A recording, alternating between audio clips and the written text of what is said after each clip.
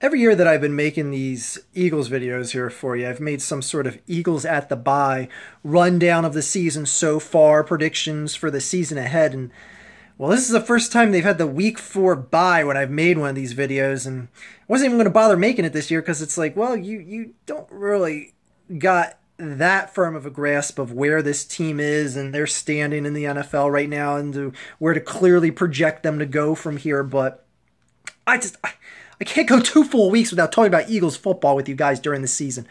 So, I'm going to fill my little Eagles fix in the week that was without Eagles football and talk Eagles here with you. Because there's a lot of things to talk about. All right? For starters, I'm someone that had this team as a 6, possibly 7-win max team. And right now they've won their first 3 games. Now, a lot of people may see that 3-0 and go, well, it's not that impressive based on the opponents they've played, two opponents in particular. Now, I'm all with you with holding a strength of opponent against you, because if you're playing a bad team, you should win unless you are a bad team yourself. Now, the Eagles are 3-0.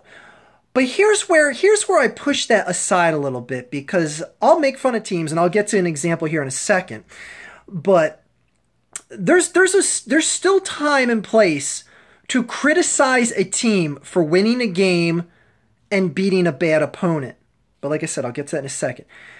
With the Eagles, week 1 against the Browns, home opener, rookie quarterback, double A college quarterback, played not even 1/2 of preseason football, comes in his home debut, flawless,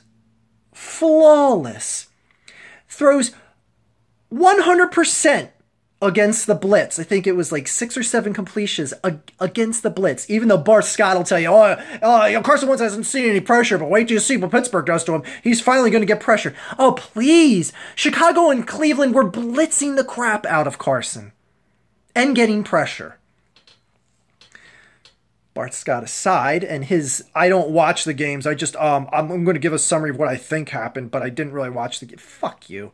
Anyway, winning games like that week 1 game against Cleveland, and winning it by 14 plus points, going on the road into Chicago, first road game for the kid, brutal Chicago crowd that didn't give up on the season just yet, so I'm sure they gave him an earful. Won by 14 plus points in that game as well. Okay, so what you're supposed to do, if you're a decent or good team, you should beat bad teams by more than a 2-touchdown deficit, which is what you had. Over 14 plus points. Over 14 plus, it's a little redundant. 14 plus points they won both of the first 2 games in. Week 3, they beat the Steelers by 31 points.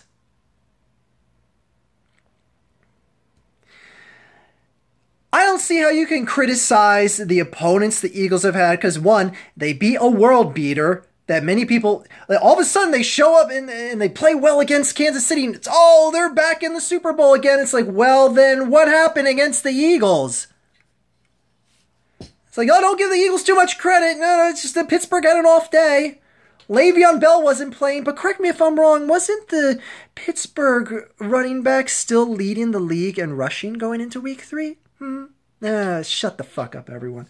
Anyway, the bottom line is that you can have bad teams and get a lot of your wins from playing bad teams, but you kick those teams into the dirt, and that's what the Eagles did. The defense smothered all 3 of these teams so far. Pittsburgh couldn't even get 1 touchdown. Not 1 touchdown. Odell Beckham, 0 touchdowns. Sorry, Odell, I had to drag you into this. You little crybaby bitch. Anyway, it's so good knowing Odell has 0 touchdowns in 4 games. So good. So good. I'm fucking jinxing the shit out of it. He's going to have 4 touchdowns against the Eagles now. Anyway, my point is, Eagles are playing beyond well against the bad teams. Where if you look at a team like the Dallas Cowboys scratching and clawing a win against the 49ers, the Blaine Gabbert Niners, going down 14 points to them, squeaking out a 7-point victory. I said after the game, I was like, oh boy, all of a sudden everyone, not everyone, but you see people come out of the woodwork saying, look out, Dallas is here to make a statement, 3-1. But it's like, oh, the Eagles get buried because they beat the Bears and the Browns. They're like, oh, you didn't beat anyone special. Oh, but the Cowboys beat that same Bears team, might I add, that didn't have their starting quarterback in for the whole game, whereas the Eagles, we at least had Cutler in for the first half of the game. They beat that same Bears team and beat an abysmal 49ers team, which is averaging like 2 points a game. Oh, all of a sudden it's, oh boy, Dallas is looking pretty legit. And the Eagles don't get any credit for beating the Browns and the Bears. Oh, so funny, so funny. America's teams fans are so funny. Oh, fuck the Cowboys. Anyway, so it's tough saying, like, and again, I'm not going to say like, oh, my team is going to go out there, they're going to kick the shit out of Seattle, they're going to kick the shit out of Minnesota, the good defenses in the league. I'm pumping my brakes as far as all that goes. Whereas maybe if this was like week 6 or 7 and I had 5 or 6 games to examine up to this point, I might be able to say like, yeah, they're going to go into that Seattle game and they're going to stand a good chance. Whereas right now it's like, I don't know. I don't know so much about that. I don't even know so much about playing the Bengals. Like, I don't know so much about that. But I know I feel better knowing that, you know, they should beat the teams like the Lions, the weaker teams on their schedule. Can they still catch losses against a team like the Lions this weekend? Sure they could. Sure they could. But I'm not going to sit here and be the Mr. Negadelphia that I have been in the past, because this team has already given me more than I've expected. So I'm not going to sit here and say, oh, let's face it, Philadelphia, they're gonna play Detroit this week and they're gonna lay down and die. We know it's gonna happen. Just accept it's gonna happen. We're gonna have that letdown game, so why kid ourselves to thinking they're gonna win? No, right now, they are playing good enough to win and beat a team like Detroit. If they lose, they lose. I'm still beyond exceeding expectation in my eyes out of this team.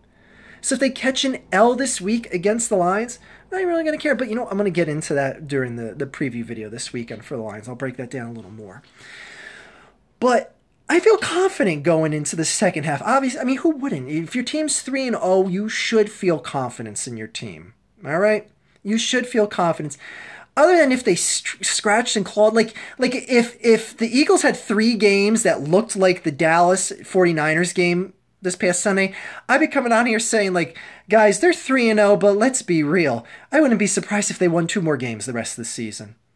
Like, that's how I'd feel if they look like how the Dallas Cowboys looked against the 49ers this past Sunday. But they don't.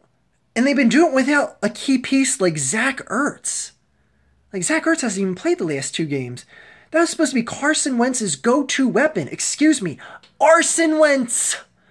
Because all he does is set fires. I'm going to make that name catch on soon enough. Anyway, Zach Ertz is going to be back for the second half. He hopefully stays healthy, and hopefully everyone stays healthy. Because, again, you know, I expect guys like Jason Peters to go out. But you know what? Again, you're not going to be Negadelphia about expectations or say, like, oh, Matthews is going to drop 5 passes every game. Just get used to it. Again, this team has exceeded my expectations. It's just greedy if I start nitpicking on little things after my team is already doing way better than I thought they were going to. Way better. So there's going to be a different tenor to my videos this year. And other than getting their dicks completely kicked in, like say this week against Detroit, I'm not going to be mad. I'm not going to be mad. Even if it's an abysmal, like Carson Wentz threw, oh man, he threw a pick 6 in the end zone in the end of the game. I'm going to be critical of it, but I'm going to be like, almost won another game. Almost won another game. I'm going to dwell more on stuff like that this season. Again, unless the wheels completely fall off. And trust me, I will amp up Angry Archfiend if wheels start flying off this Wentz wagon. Trust you me. But as for right now, I am so beyond pleased. Frank Reich, Jim Shorts, and Doug Peterson. There's a lot of, and the key thing about this is you got Frank Reich, a former quarterback himself, quarterback-minded offensive coordinator, and Doug Peterson, a former quarterback himself, one of the teams he played for is the Eagles, fine-tuning what is looking like to be one of the best rookie quarterbacks we've seen in a while. Folks, we may see something very, very special to come from this. Very, very special. Because it's one thing to draft a stud like this and take a chance and hope that someone like the Rams doesn't take him before you and that they're sold on Goff, which they were. Sucks for you, Rams. But you know, actually I shouldn't say. We haven't seen Goff yet. So to be fair, we haven't seen Goff yet. But it's a unique situation in that you got two very quarterback-minded coaches on the offensive side of the play calling above quarterback with your offensive coordinator and your head coach. I like that. I like that mix. I like that combination. And so far, it is paying off dividends. And I'm excited to see the rest of this season. Going into the start of the season, I was more excited for the start of the Sixers season. And Ben Simmons broke his foot. And now his agent's not going to let him play for the entire...